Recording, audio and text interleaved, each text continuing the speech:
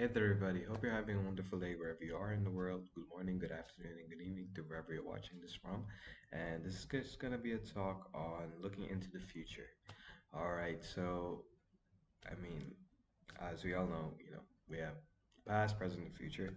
And of course, we're going to be looking forward, not backwards or staying in the moment, because I want this talk to kind of like touch on how we as people envision ourselves in the future, be it a year from now, 5 years from now, 10 years from now, 15 years from now, or even 20 years from now, how do we envision ourselves being in the future, whether it be a day from now or anything. But I just wanted to touch on that because it really plays a factor on what we do now in the present when we try to envision ourselves for the future. People always say, be in the moment, don't think about what happened already or what's going to happen now. Don't worry about things that you can't control and just enjoy the moment. And that's true. Yeah, you should do that, of course. When you're in a certain situation, when you're talking to people, when you're having a good time, when you're just, you know, being in there, being in that moment, be present. Physically, mentally, and spiritually. Of course, you should not and can't you know, wander off into thoughts about the future, what's going to happen. Of course, there's a time for everything. And of course, in those moments where you need to just, you know, chillax, clear your mind, and just, have fun, be with the people who are with you at this very moment and engage in the activity because, it's going to be, something that you can cherish on, you can learn from, and of course, enjoy at the end of the day. But going back to the proper topic of this talk, it's looking into the future. So, where do you see yourself? I want to ask you, where do you see yourself in 2 years, 5 years, 7 years, 8 years? I've been asked this question by my former manager. She actually got all of us down as interns down, me and my friends, and she just asked us for fun, where do you see yourself in 5 years from now? You're 25, because we were all 20. So, uh, they envision themselves being like entrepreneurs, stockbrokers, because they were more into trading than I was, and then for me, I was, you know, I was envisioning myself to be this person who isn't like a icon to the world as a writer or in the writing industry or the literature industry. And I wanted to be someone big in that industry, and I wanted to make my own academy of some sorts because we had this assessment where we were supposed to make a feasibility study for, a venture that we wanted to pursue in the future or pursue now, like envision ourselves being entrepreneurs now and make a feasibility study about the idea that you have and see how profitable it can be and how doable it is. So I got me thinking and I came up with an academy, an academy for literature, an academy for writers, to give them the opportunity to pursue writing as a career and to get into jobs where they do what they love to do, which is write. So be it journalists, be it full-time author, be it screenplay writers, be it script writers, anything to do with literature and anything to do with being an author or writer, my academy would give them the opportunity to do so. And yeah, I would bring in a lot of inspirational writers to motivate them, to give them talks, to give them feedback, to do workshops. I even mentioned J.K. Rowling, Neil Gaiman, who else? So many famous writers that I've mentioned in that feasibility study. And then it got me thinking when my manager asked me that question, uh, where do I see myself in 5 years? And that's exactly how I envision myself, being a writer, a full-time writer, or at least, not full time, because that's gonna take a while for me to actually gain a lot of traction. It it makes you think, and it actually gives you the motivation and drive to actually work towards that goal and to make yourself in a position, or put yourself in a position where you can actually achieve it. That's that's something that's very hard to do, and it instills this type of fear in me where you know I might not be able to achieve this so-called dream that I told I should achieve by the age of 25 or after 5 years. And it it scares me because at the end of the day, when you actually work towards it, and you get caught up with everything in the world, and you get caught up with all the things that you're doing, be it your job, your relationships, everything, and then even the thing that you're working towards, your goal. When you get caught up with all of that, and at the end of the day, you don't achieve the goal that you were planning to achieve, it's it's draining and it sucks, man. Like, it's just like all that time again wasted, all that. So I guess in hindsight, the solution would be make achievable goals, right? Don't set goals that are beyond your limits and all that. But I was thinking about that, and I was actually going through that in my head, actually thinking, what would be, if I were to envision myself in 5 years again, what would be the practical or logical way of doing so? So, putting it in a practical aspect or practical perspective, seeing myself, and I just couldn't envision anything else except my first, prediction of where I would be come 25, the age of 25. And I could only envision myself doing that. If not, then I would be, worst comes to worst, if, I hate doing this because it just makes me worried again. But of course, you're gonna always have a fallback plan, and of course, I'm gonna have my jobs, the jobs that I'm doing right now. I'm gonna be in that field. Um, I'm pretty sure most of you watching, you guys know that, or most of you know rather, that I'm in sales. So I'm gonna probably continue that until I don't know, I retire, or maybe I find a position that's probably interesting to me in the job field. But for now, it's just sales, sales, sales, sales, sales. So I'm gonna be continuing that, but then I want a fallback plan in terms of, what if I just want to pursue something that I'm really passionate about, and I'm really, into completely, and that would be literature in any form of way. And I was thinking to myself, how would I do that? How would I do that? That can actually give me some stable income. I'm teaching or doing something that I wanted to do, and boom, it came to me. Why not be a teacher? You know, be a teacher of the field or the subject that you are most inspired about, most intrigued about, and that you love doing.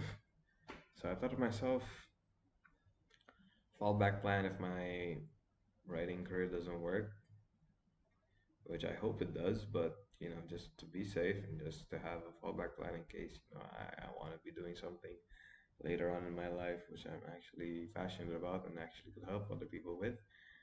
I want to be a literature teacher, I get to teach people, I get to teach kids, I get to teach, sorry, I get to teach teenagers or, maybe young adults, whether it be university teacher, high school, or elementary, but I get to teach them the things that literature can actually do for yourself. Because to be honest with you, I never really thought of literature as anything as just reading, comprehending, answering a bunch of questions and all that. But a few years later, my teeny tiny brain of a child matured and grew, and I started to see that it did a lot more for me than most of my subjects ever did. I envision myself being a teacher, just in case, um, as a backup plan, plan B. In 5 years from now, I'll be successful. But yeah, so that's how I envision myself. And then I found myself working towards that. And in terms of getting discouraged, of course, we all get there. We all have been there and are going through that, especially those of you who are pursuing your own ventures, becoming young entrepreneurs, making your own business, or just searching for a career that you're really passionate about and excelling in that career. We've all been through that. Is this the phase of, is this goal achievable? Am I going to reach this? Am I going to fail? What's going to happen? And I just want to say that um, I was thinking about this and came across this video by David Goggins. I'm not sure if you notice him, but I've been getting him a lot on my YouTube feed, Instagram feed, where he would. I came across this video actually, which said that he doesn't like, or he doesn't really, you know he's not really into people setting or achieving attainable goals, possible goals. Um, and I mean, he has nothing wrong with that. He has nothing against people who want to do that. Of course, you have to do what's best for you. But the reason and the logic as to why he doesn't like that is because, it's like he says it that we're playing it too safe in a way.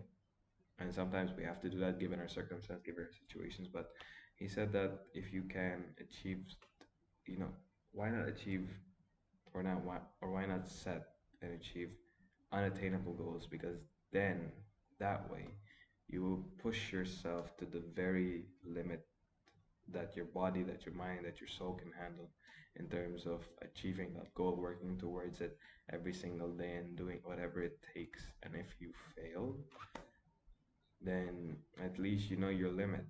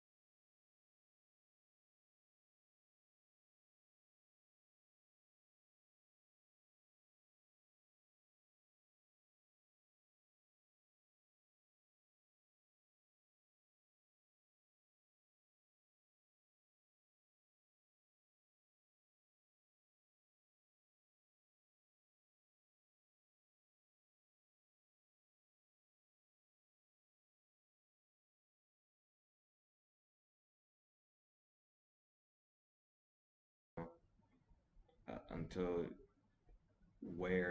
how far can you go until you reach that breaking point, and when you reach that breaking point, you learn from that, and your tolerance will be more. So that's his logic behind that, and just finding out ways to make it work, and being so desperate, being so hungry for it that you do things that you never thought you could do to achieve a certain goal that you actually want to make it a reality. So yeah, that's what I gathered from that.